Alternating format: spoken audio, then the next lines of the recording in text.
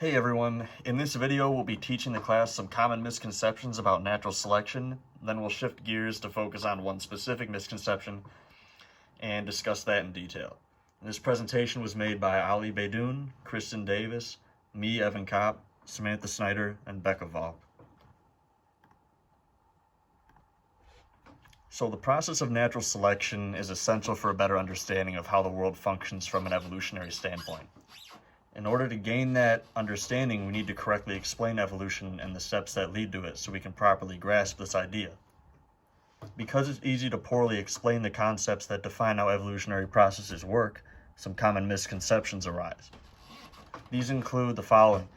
Natural selection involves organisms trying to adapt. Natural selection gives organisms what they need. Natural selection is about survival of the fittest, and that natural selection produces organisms perfectly suited to their environment. And these are just a few of the misconceptions about natural selection, but there's many more. So although those misconceptions are important, they won't be our main focus of this presentation. Instead, we'll be spending the rest of the time here highlighting one specific one, and that's that natural selection acts for the good of the species. And people tend to believe this idea because that's what it looks like natural selection does, but in reality, that's not what actually happens.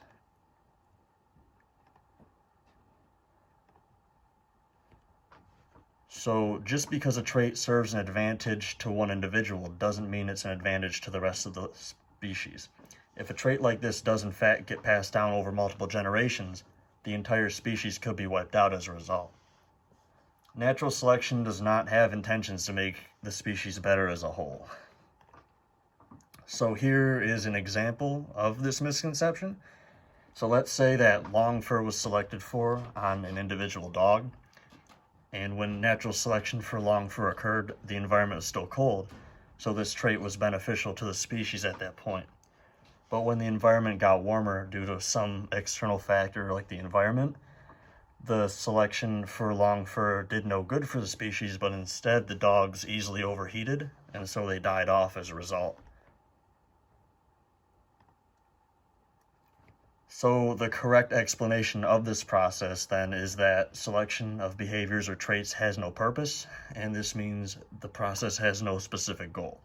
Natural selection acts on individuals within a population and chooses traits it acts on based on what will give the organism its best chance to survive and reproduce. And so these are just some references we use for our examples and the processes. So hopefully you guys enjoyed the presentation and learned something.